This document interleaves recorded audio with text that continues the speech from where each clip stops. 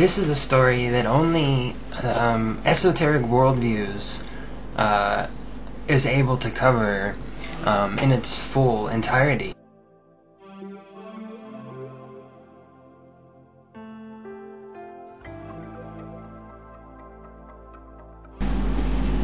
Could this man hold the key to survival under extreme conditions? Prahlad Jani has been described as a hermit who claims to have wandered around India's jungles from the age of 8 and not eaten or drunk anything for nearly 70 years. His claims are now being put to the test. A key Indian medical institute is observing him in a private hospital in the western state of Gujarat, with already astonishing results. We are all watching a miracle in the science or biology, so to say, because it's already 108 hours since Mataji's admission into this hospital, and he has not eaten anything, he has not drank a little drop of any kind of liquid, but more importantly, he has not passed a drop of urine or stool. The hospital has said that initial tests have shown the man has a brain resembling that of a 25-year-old, and that yogic exercises meant his body has undergone a biological transformation. Studying him could allow scientists and doctors to understand better how to survive without food or water for long periods, perhaps even help in exploring the universe. India is now proposing to have missions to moon, manned mission to moon, and in the long run to Mars also. So how people can survive? This strategy, if we understand how people are surviving without food and water, that may help us in working out strategies for making people to live without food or water for longer duration. Jani will be under observation for a total of 15 days. He claims he was given the gift by the Hindu goddess Amba, and that he nourishes himself with small amounts of nectar passing through his head. Fraudster or miracle man? India's medical world now looks to answer that very question.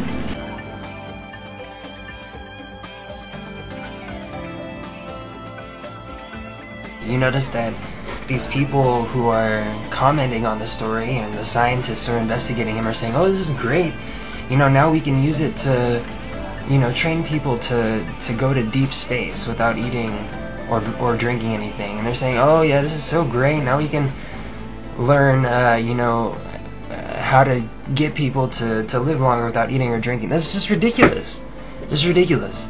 That's not, this is crazy. Is this some kind of conspiracy by these Indian scientists in order to trivialize this discovery, in order to make it into some like materialistic thing? Is that what's going on?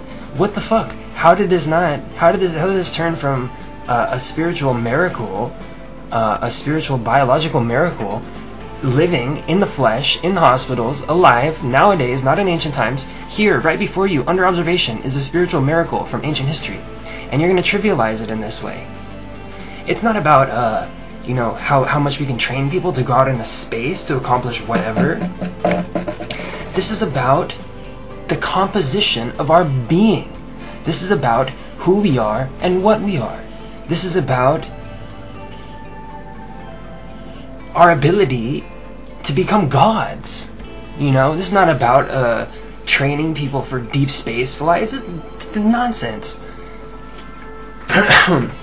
You know, I've been doing yogic exercises myself for the last 3 years, and I can tell you that this is the result. This is the result. Don't let anybody tell you otherwise, that this is not the result. You will become a demigod if you are doing this correctly, the way it's supposed to be practiced.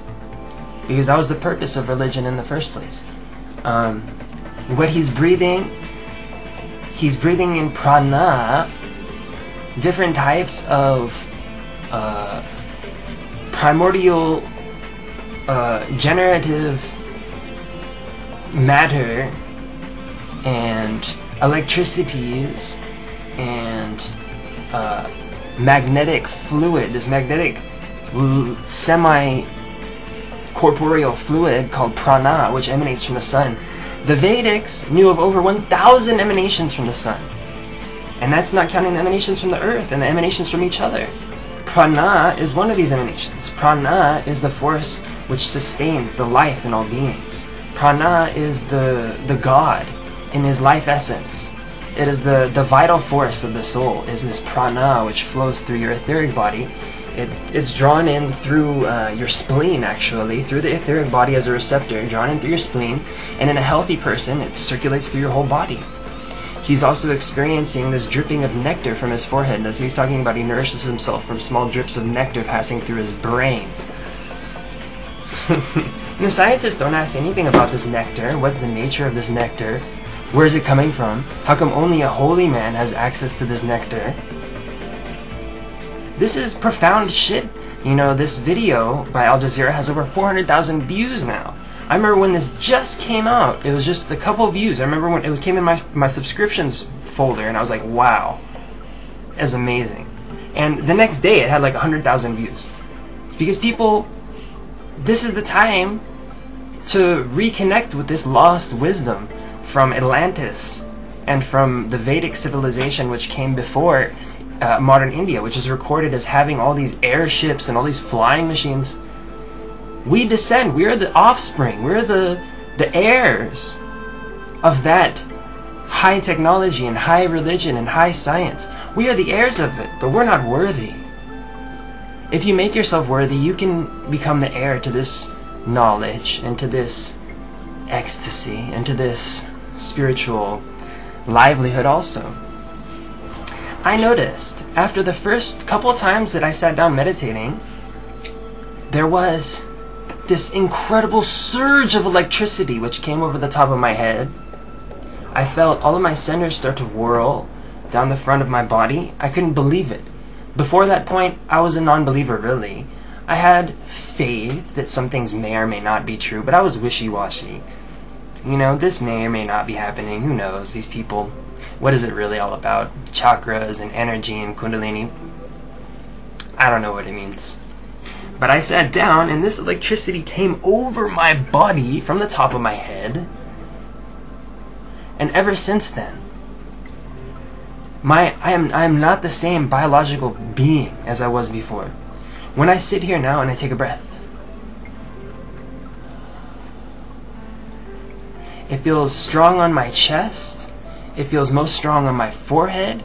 It feels strong on my back, in between my shoulder blades. It feels strong in my solar plexus. It feels strong in my throat, in my shoulders. There are certain centers which I feel floating on me like a magnetic, tingly fire, floating on my body, wafting like a watery fire, wafting and moving about and blending in my etheric body.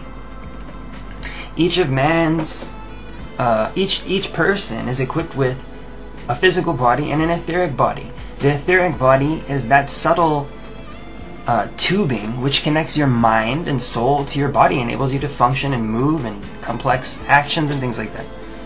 So this etheric body, you can start to feel it once you clear it out and once you start to build up the connections and strengthen your multidimensional potency through yogic processes. Then you start to feel this drip, drip, dripping of nectar from the goddess Amba.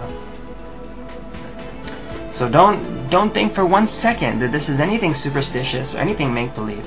I can confirm from personal experience, and I will put my right hand on the Bible, Bhagavad Gita, Quran, and every holy book on this planet. I'll put my right hand right on top of it and tell you, I swear that this is truth.